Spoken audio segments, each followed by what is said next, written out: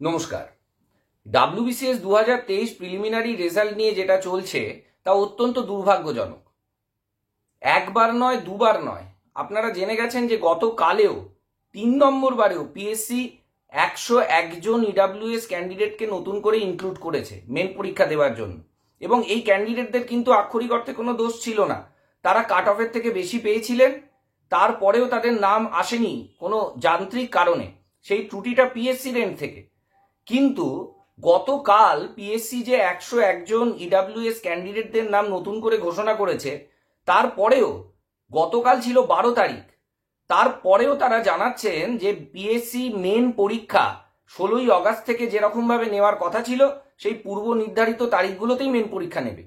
অর্থাৎ এই ক্যান্ডিডেটরা কালকে যাদের নাম সংযুক্ত হয়েছে তারা আক্ষরিক অর্থে মাত্র 3 দিন সময় পাচ্ছে মেন পরীক্ষা প্রস্তুতি নেওয়ার জন্য। অফিসিয়ালি মাত্র 3 দিনের প্রস্তুতিতে ডাব্লিউবিসিএস মেন পরীক্ষা তারা দিতে চলেছে এই 101 জন নতুন ক্যান্ডিডেট।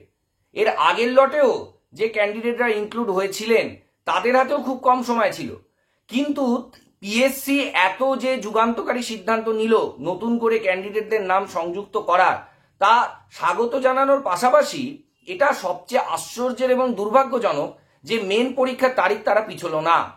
আমি জানি, আপনারা সবাই জানেন যে অসংখ্য পরীক্ষার্থী তারা বাধ্য হয়ে সংগঠন তৈরি করে রীতিমতন পিএসসিতে তাদের অভিযোগ, পরীক্ষা ব্যবস্থা, স্বচ্ছতা, এই সমস্ত দাবি দেওয়া নিয়ে তাদের পড়াশোনার পাশাপাশি অমূল্য সময় নষ্ট করে তারা পিএসসিতে যাচ্ছেন এবং এই নিয়ে আন্দোলন করছেন।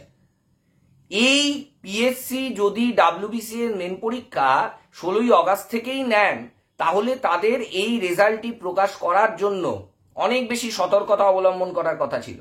একেই আমরা জানি যে মেন পরীক্ষা, প্রিলিমিনারি পরীক্ষা হয়েছিল ডিসেম্বর মাসে, তারপরে এতদিন পরে রেজাল্ট প্রকাশিত হলো।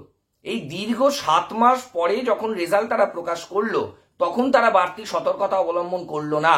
রেজাল্টে এই যে অসংখ্য ত্রুটি, এই ত্রুটির পরে এই যে পরীক্ষার্থীরা যারা মাত্র 3 দিন সময় ডাব্লিউবিসিএস মেন পরীক্ষা দেবে, তাদের অবস্থাটা যদি আমরা ভাবি, এটা অত্যন্ত দুর্ভাগ্যজনক। এবং এই বিষয়টি, এটা একটা চাকরির পরীক্ষা, আমাদের মনে রাখতে হবে। এটা কোনো মাধ্যমিক উচ্চ মাধ্যমিক নয়, এটা কোনো পাশ করার পরীক্ষা নয়, একাডেমিক ডিগ্রি বাড়ানোর পরীক্ষা নয়, এটা জীবন মরণের প্রশ্ন, এটা রুটি রুজির প্রশ্ন।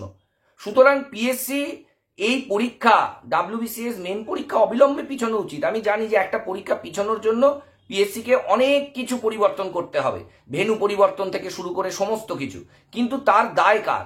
এই যে ক্যান্ডিডেটরা 101 জন নতুন ক্যান্ডিডেট মাত্র 3 দিন সময় পাচ্ছে, এই দায় তো পিএসসিকেই নিতে হবে। সুতরাং আমার মনে হয় অবিলম্বে এই ডাব্লিউবিসিএস মেন পরীক্ষা পিছানো উচিত। যদিও আমার মনে হওয়াতে কিছু এসে যাবে না, অসংখ্য পরীক্ষার্থী রয়েছে এবং যে সাধারণ আনরিজার্ভ ক্যাটাগরির ক্যান্ডিডেট যারা রয়েছেন তাদেরকেও আমি অনুরোধ করব যে আজকে ইডাব্লিউএস ক্যান্ডিডেটদের সাথে যেটা হয়েছে কাল কিন্তু আনরিজার্ভদের সাথেও হতে পারে। সুতরাং সবাই একসঙ্গে এই পিএসসিতে নিজেদের দাবি দরকার হলে মেল করে, সবাই মিলে সংঘবদ্ধভাবে মেল করে প্রতিবাদ জানান যে ডাব্লিউবিসিএস মেন পরীক্ষা অন্তত 1 মাস পিছানো উচিত। কারণ তা না হলে এই 101 জন ক্যান্ডিডেট কিন্তু সমান সুযোগ পাবেন না। মনে রাখতে হবে, আবারও বলছি, এটা একটা চাকরির পরীক্ষা, এটা কোনো পরীক্ষা পাশের পরীক্ষা নয় যে আমি একটা একাডেমিক ডিগ্রি বাড়িয়ে বসে রইলাম বাড়িতে। এবং অনেক ক্যান্ডিডেটই থাকতে পারেন এর মধ্যে যাদের এটাই লাস্ট সুযোগ, বয়সের একটা ঊর্ধ্বসীমা রয়েছে সেখানে। এবং এই একটা পরীক্ষার জন্য অনেক অসংখ্য রাজ্যের অসংখ্য পরীক্ষার্থী তারা কিন্তু জীবনকে বাজি রেখে তারা পড়াশোনা করছেন। সুতরাং এই পরীক্ষাটাকে প্রহসনে দয়া করে পরিণত করবেন না।